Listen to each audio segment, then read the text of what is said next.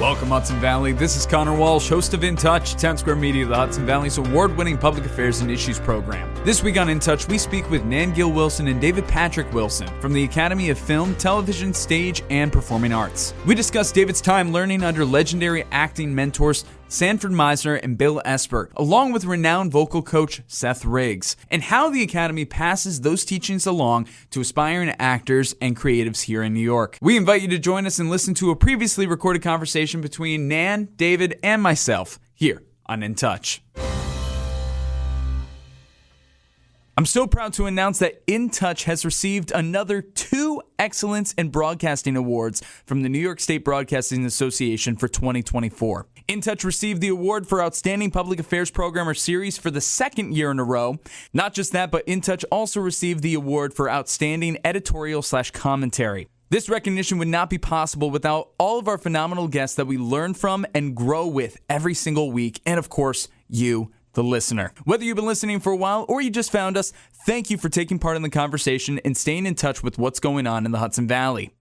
Because of the awesome success of In Touch over the last year, we are expanding. We're launching a new spin-off series under the In Touch umbrella called Townsquare Spotlight. These spotlights focus on amazing celebrities and leaders passing through the Hudson Valley who are making an impact in pop culture. You can check out our latest spotlights wherever you listen to In Touch. Hello, Hudson Valley. You're listening to another episode of In Touch, Townsquare Media, the Hudson Valley's award-winning public affairs and issues program. We have a great episode for you guys today, and something that's very near and dear to my heart. You guys know that I'm all about the arts, but when you can add that educational element into it and you're able to pass it on and increase that human element, that's something special. So with us from the Academy of Film, Television, Stage, and Performing Arts, we have Nan Gill-Wilson and David Patrick Wilson. Nan, David, how are you guys? Hey, we're good. I'm great. How are you doing? Everything is wonderful. I'm really happy to have you guys in here. This has been a long time coming. We've had you guys on the list for a while. Thank you for your patience. Really happy to have y'all. Definitely want to focus in on the Academy of Film, Television, Stage, and Performing Arts. We always like to start off most of these episodes with just like a brief overview. What exactly is the Academy, and what are you offering those who work with you guys? Well, the Academy is a school that teaches acting and voice and film production, and really anything that anybody wants to study. David has been blessed to have studied with the greatest acting teachers and the greatest voice teacher in the world.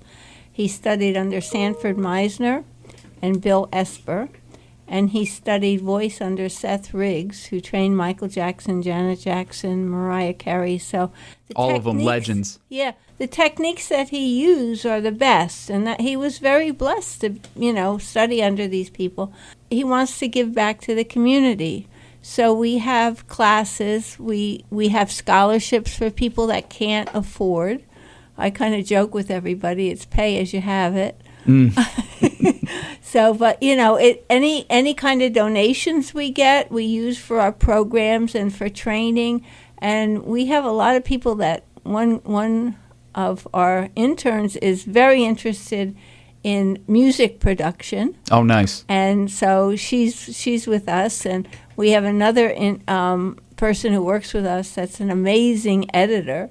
So we bring everybody in, and we train actors, and we train singers, and prices are reasonable. And I wouldn't even contain it to actors and singers, because there's so much production involved with training actors, period. You want to do we do showcases. We just did one a month ago down off Broadway. The Producers Club, which was, it worked out great. We didn't have any time to put it together. But when you're working together over time, that's why I actually wanted to start the Academy, was because after doing Collar, I wanted to make sure that we had a cadre of actors and performers that we could count on to do other projects. Yeah, we wanted to do. We've done several plays. We've got lots of film production lined up to do. You want to make sure that you have people that you're speaking a common vocabulary with, because it expedites the process. And, when you're independent, you don't have the kind of resources that studios, have, and big players, big management companies and things like that. So it was all about how do we create an opportunity for people to step into a real living, working situation. So. Absolutely. We have a team that works together, and we have a great time. We have fun. David always says, if it's not fun, I'm not doing it. That's it. It's not worth it at that point. It's entertainment. It's like, what would be the point? Exactly. It's funny that you're saying about like having that team all together and having people to work with on a constant basis. That was one of the things that I really loved about going to college. I went to a music industry college of St. Rose there in Albany. Mm-hmm. It's not there anymore, unfortunately, but when it was open, it was like one of the best ones in the country, and it was just amazing. The repertoire of people that you were able to be like, hey, you want to sync up and you want to work on this? Hey, you want to work on this? It's like, hey, I need somebody on this. I need a bass player. I need a drummer. I need... Right. And also, we were in the communications building, so we're also doing film with all those guys, too. So it was just amazing. It was a hub of so much art. So to be able to do something on this scale is really incredible. Now, I don't want to skip over this too much. As you said, you've worked with Sanford Meisner, Bill Esper, and Seth Riggs. Sanford Meisner and Bill Esper, anybody who has studied acting in any form has heard of these guys. Sure. Meisner, he's the creator of the Meisner technique. Bill Esper, what is he? Considered like the first generation of teachers that came out of that. Yeah, exactly. He was his protege, and actually he left the Playhouse after Sandy retired or was retired. I don't know how they did that, but when he left the Playhouse, Bill thought he was going to step right in to become the head man at the Playhouse, and what happened was they replaced him with Richard Boone. Sandy, and at that point, Paladin, I don't know if anybody remembers him, but so Bill went off and started teaching at Rutgers, and then from Rutgers he founded the Esper Studio. They're the greatest teachers in the world, which is really one of the main reasons that I wanted to be able to pass that along. Absolutely. So what does that look like then? What is it that you're passing along? And for anybody who are unfamiliar with the method, what does that look like as they're learning it here in the academy? Well, the Meisner method, Meisner's definition of acting was being and doing truthfully under imaginary circumstances from moment to moment to moment. Well, how do you do that and be able to repeat it consistently over and over again? I've done 400 consecutive performances of a show and had to give a different performance every single night, but it's the same dialogue, it's the same, blocking, it's the same thing with it when you're on a set. Yeah. To have to go take after take after take after take. There's a formula. If you have 4 principal actors in a scene, you're going to shoot it 16 ways. You square the number of principals, right? Yeah. That's going to get shot. See, how do you deliver something that's natural, organic, truthful, and present in the moment 16 different times, 16 consecutive times, over and over again? That's the greatest thing about this technique is I've been working 53 years I've been doing this now. I graduated the Playhouse in 1971, okay? It has never failed me. The technique has never failed me. I have failed to use it properly from time to time. If I drop out an element or I'll have to go back and restore that integrity to the work, right? The method itself has never failed, and it's the healthiest method because what you're dealing with is imagination, which Einstein said was far more important than intellect. If you have an imagination, regardless of how smart you are, right, you can vision things that other people can't see, and you start to create from there. I say the creative process.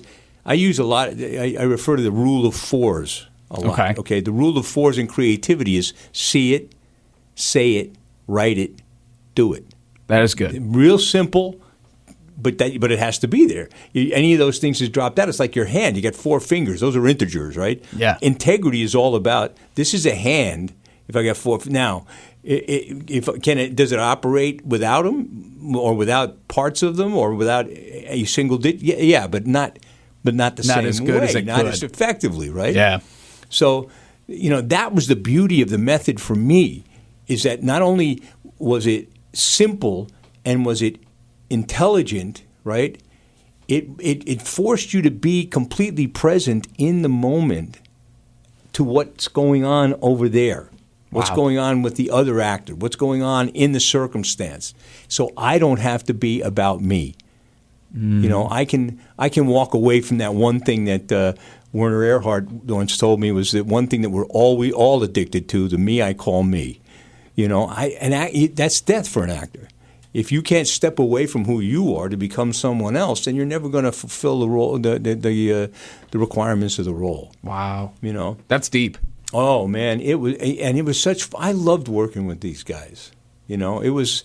I'm not quite sure they loved me so much. Meisner threw me out of school regularly, but I wouldn't leave. I said, I'm not going anywhere. You're the only one I want to learn from. And you know, the other thing, you know, Meisner started the Actors Studio with Lee Strasberg, and they departed from each other when Meisner went to him and said, "What are you doing to my actors?" Oof. And Strasberg said, "Oh, Sandy," I knew Lee too. "Sandy, it's a beautiful thing. You know, when it works, it's just a beautiful thing." And Meisner said, "Yes, well, mine always works." Ooh. You know, and what he was talking about was it wasn't about sense memory or emotional recall or digging up the bones of your past. It was none of that. Meisner's whole thing was about if you can identify who means something to you or what means something to you, then you can create from that in your imagination a set of circumstances that will evoke an emotion that when you're finished with it, you can walk away from it. Yeah. Yeah. You start digging up the bones of your ancestors just to catch it, to find an emotion, you're going to make a basket case out of yourself. You know? And many have. I mean, look at Daniel Day-Lewis. Daniel Day-Lewis going totally method. You know, and now he's not acting at all. No, because he says he can't spend 4 years recovering from a role that took him 2 years to create. Absolutely. Daniel Day-Lewis is a great example of that.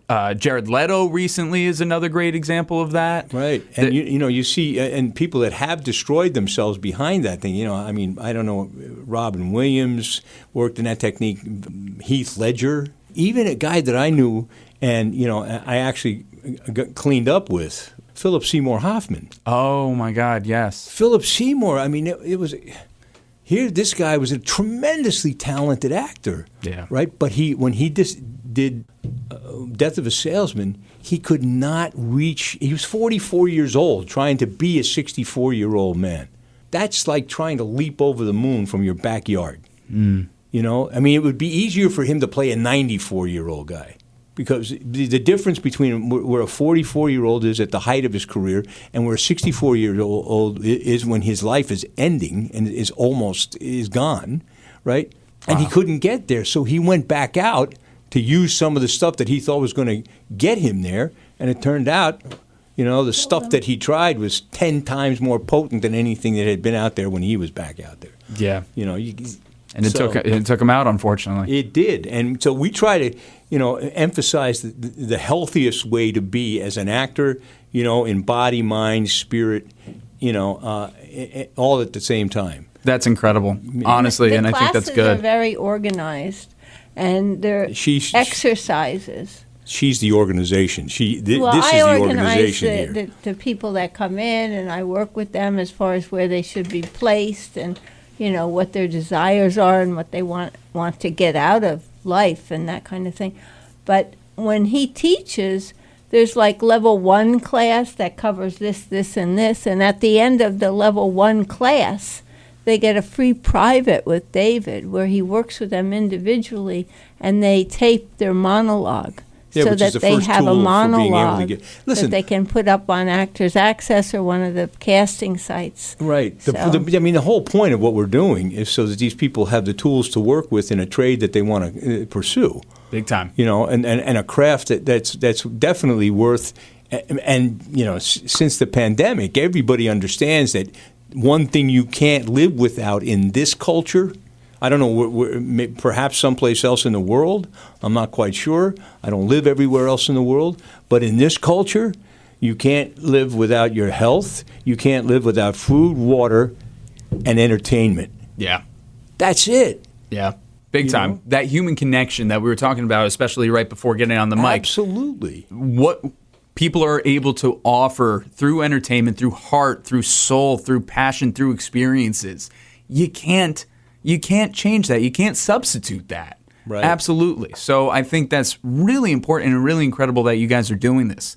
Again, you're listening to In Touch, Townsquare Media, the Hudson Valley's award-winning public affairs and issues program. We're speaking with David and Nan from the Academy of Film, Television, Stage, and Performing Arts. We've been talking about the various methods that are being used, particularly the Meisner technique, and how it's so healthy to actors in a time that, we really need to be able to express ourselves. Absolutely. Big time. And one thing that you guys are doing to express yourselves and a lot of the people within your program, you guys have done a lot of different projects, but I want to talk about Striker now for a moment. It's a film project that you guys are working on right now, and it's supposed to come out around Halloween time frame. Is that correct? That's what we're shooting for. That's what you're shooting for. We're going to be hard pressed to get there, but yeah, I think that we can make it. That's awesome. And there's a lot of the students from the Academy and a lot of people that you've known throughout the career all a part of this. Oh, Can yeah. you tell us, what is that synthesis looking like, and what can we expect out of this film, Striker? Oh boy, I'll tell you. Well, first of all, it's a sports suspense horror thriller, Nice. kind of thing, and it's actually part of a franchise of films that I want to create. Oh, okay. It's called Field of Screams. Oh, nice. I hope that's not giving up too much, but it's actually about a young woman who wants to be a professional baseball player, Okay. not softball player. She's Baseball. Her dad was a baseball player, and she's got a 95-mile-an-hour fastball and 6 other pitches that turn guys on their heads. There isn't anybody that she can't strike out. I mean, she's the striker, but she runs into a stalker, and it gets pretty hairy. I definitely am not going to do any spoilers here, but there's some real big surprises, Wow. And I love suspense, man. It's kind of along the Hitchcock, Psycho kind of. Love that. Yeah. Love that. It's definitely. I like a lot of throwback stuff. There's a reason that genre became so popular, And still survives to this the day. practitioners. Yeah.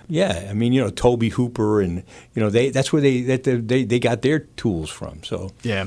No, that's neat. So what's it look like behind the camera? All the people who are working on this, a part of the Academy and all that, what does that look like for all of them? Oh, God, it gives them the opportunity to see, be on a set, be working as professionals and as an ensemble. Yeah. Listen, this is a team sport.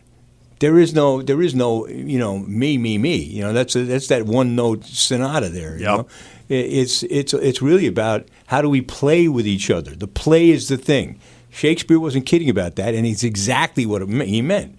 Let's have fun. Let's play. Let's make it as compelling as we possibly can in a way that everybody enjoys what we're doing, and everybody that's on the other side, when they're sitting in the audience, gets the living daylight scared out of them. So that's great. It's also about showing people that there's other ways of thinking. Yes. And expanding their consciousness, so that, if you give them sort of indirectly the ideas, they say, oh, yeah, I never thought about that. Maybe that's a possibility.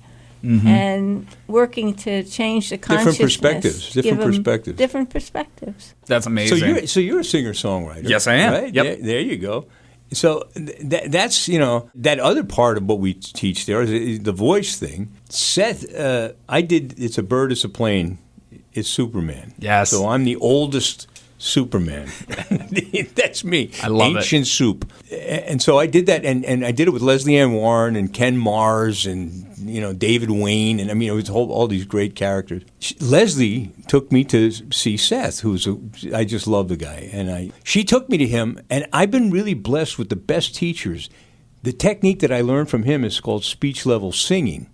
Right, so like the Meisner technique, and it, being healthy and keeping your instrument tuned and running, it's the same thing with the SLS technique that I learned from Seth. My voice, I was 25 when I started, or 26 when I started working with him. 50 years later, my voice is every bit as strong as it was then. Amazing. And capable and flexible, capable of doing. I don't have any problem with nodes. I don't have any problems with, vocal strain or difficulty. So that's the other thing, I don't know if you knew this. I was the original Joseph in the American premiere of Joseph and the Amazing Technicolor Dreamcoat. Really? I did Joseph at the Playhouse in the Park for Stigwood in Philadelphia. That's amazing. It was supposed to go to Broadway at that time. It didn't for like 5 years. I think then Donny Osmond took the part or something like that. That was like one of the first shows I ever saw. Yeah? Yeah. It was. They did a rendition at my school. Well, I was a kindergartner, but the middle schoolers were doing it, and they did a phenomenal job. Oh, yeah, it's great because there's so many characters, there's so many players, there's all of the tribes, right?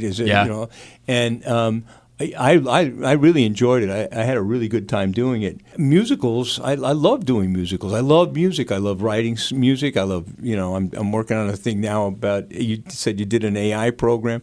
I got my latest tune is called AIAIO. And I love that. Tell about that song. You were saying about that It's about a guy who buys an AI Ford, and he's on his lunch break one day. It takes off without him. He has to go looking for it. We are getting way too close to that. That's not going to be a work of fiction real soon. Yeah. We are getting way too close to that. Well, at least your mic's not going to run away. I hope not.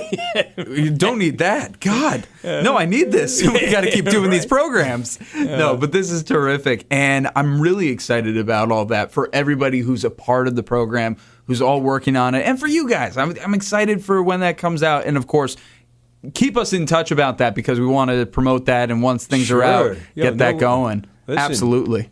You can come on out and take a look at what we're doing. I would love to. We're looking for locations to do some of this stuff. So for Stryker, I need a baseball park that looks like it could be deserted. It looks like an old minor league stadium kind of thing. So if anybody out there knows of a deserted minor league stadium in their neighborhood, let me know. That's interesting. A lot of overgrown trees. Oh, that's interesting. I'll think about that for you guys too. Yeah, I'm not 100% sure. I know some really nice looking baseball fields, but we can work with almost anything because we can make it. You can work on it. Right. Yeah. Absolutely. The way that you light it and the way that you can add some stuff on top of it. Props, sets, all that. Yep. Oh, that's cool. We're working on a couple of other things. We got a musical in the hopper that's about Shakespeare. Oh yeah, the founding of the Globe Theater. Yes. Thy Will Be Done. That's the name of that. Thy Will Be Done. Yeah. Very cool. And then he's working on a play about Albert Einstein. Yes, I wanted to get to that. E equals me too. Right. And I know this is radio and nobody can see him right now, but he's got the perfect Einstein mustache going on and the I've little got plenty longer of hair here too. Don't forget about the hair. It's very important. You can't forget the hair. Can't forget the hair. Well, you got it up in the hat right now, but yes, the hair was looking fantastic. And that sounds like a really cool project, and that's going to be a stage play, not a musical, right? Right, and I think actually we're talking to the people down in Morristown, New Jersey, at 1776 restaurant down there. They've got a room that they want to convert to a theater use. Oh, wow. Down there, so we may be the first project in there. Oh, that would be neat. Yeah, they're great people down there too. The Vorsheimers, they're very nice people. So we're talking with them about doing that down there, which is actually Einstein country. That's right down there near Princeton. Yeah, and we were saying off the mic how this is a passion project for you and how much you love Einstein and just the story of it. You were telling me so many phenomenal stories leading up to all this, so that's really awesome that you're able to take this on. What does this mean to you to bring such an incredible historical figure to life in this way? People see and only understand that this was a great physicist and he changed the course of science and all these things, but they don't know him as a person. Yeah. And he was very much a real person, and he had some very real appetites. He loved women, first of all. And I've got a great actress that I'm working with who plays a character that everybody will recognize. I don't want to spoil that one, but they should definitely see her work. Very recognizable. Yes, you'll definitely know right away. Just the dress will let you know. Anyway, it takes you through, first of all, his early life and his education and all of that, and then in the second act it morphs into his best friend Charlie Chaplin invites him out to celebrate his only flop, Monsieur Verdoux, 1946. Yep. And while he's sitting out on the terrace, this blonde wanders out, and he starts a conversation with her that eventually would lead into an ongoing relationship of a very different nature for him and for her. Yeah. You know, she was she's like the daughter that he never had or that he never met. Yeah. He actually had a daughter, Liz Searle, right, that he never got a chance to meet. Yeah. His wife took, Mileva, took the child to Croatia, and then, he never saw her. And, that's where she had the baby. She went there to have her baby. Yeah. And then, and he's like the grandfather that she never met. You know? And that she never had. So there's this very tender kind of relationship that develops in the course of the play itself, that you understand these two have a very different relationship. And that's cool to be able to humanize him. Like, obviously, he was always a human, but like to the point where he is now. When you think of Einstein, you think of this figure, you think of this legend, you think of this pedestal, right? Exactly. So to be able to show the human side to him. He loved to play the violin. Yes. Funniest guy. He was the funniest. He was really funny. He was very funny. And, I went through this book of 2,000 different quotes, and there's some of the craziest, wildest, funniest stuff. But he was a very sensitive man. He was a pacifist, and in fact, when he went to Roosevelt to pitch the development of the atomic bomb, it was only because he believed that that Berlin had already been working on that, and that if they got it before the U.S. got it, but he made Roosevelt promise never to use it on a population. Yeah. Right? Harry Truman didn't make that promise. I was about to say, Roosevelt wasn't the president at the time. Roosevelt died, right? Yep. And see, Einstein's thing was, he tried to get Oppenheimer to press this issue. Do a demonstration for every world leader in the middle of the desert. Let them see what it can do. Once they see what the possibility is, they will never allow it to occur to a population. I make the statement in the play. There were only 2 times in his life that he can ever remember crying. When his second wife died, and then when they dropped the bomb. Both of those instances almost destroyed him completely. So, understandably. So basically what I want to say is that we're very willing to work with other organizations, we'd love to. not-for-profit or other theaters, and get things going. Yeah, we're a 501c3. We're a 501c3, so, split the house, whatever. Yes. We want to get these things out so people can change their consciousness a bit. And let's talk about that for a second. We only have like a couple of minutes here left. Again, you've been listening to In Touch, Townsquare Media, the Hudson Valley's award-winning public affairs and issues program, speaking with Nan and David from the Academy of Film, Television, Stage, and Performing Arts. As you guys said, you're a non-for-profit, 501c3. How can people find you guys to learn more about you, to partner up with you, to collaborate, all that? Where should people find you and reach out? Boy, I'll tell you what, we're all over social media. We've got, AFTSPA.org, AFTSPA.org. The best website is williegilly.com. Willie Gilly, yes. All of it's Willie Gilly there Productions, right? You can see the films, the music, the Academy, and everything. Terrific. All the stuff we're working on, all the stuff we worked on, williegilly.com. Amazing. And of course, all the links and information will be in the description of this episode, so you don't have to go very far. Right. We keep it all nice and easy for you guys. Very cool. But before you guys go, do you have any last little nugget for us? Listen, what you want to do is take a look at what's true in your life and emphasize that in everything that you do. Mm-hmm. Be the truth that you are. And that will take you wherever you want to go. And don't do anything unless it's fun. Amen to both of those things. Truly. Nan, David, thank you so much for being here on this episode of In Touch. Appreciate you. This has been this week's edition of In Touch, the award-winning public affairs and issues program that runs across Townsquare Media, the Hudson Valley radio stations. We want to thank Nan and David. For more info on the Academy and Willie Gilly Productions, visit williegilly.com. Of course, all links and information can be found in the description of this episode. I've been your host, Conor Walsh. Until next time, stay curious, keep an open mind, and as always, I'm glad we get to spend some time.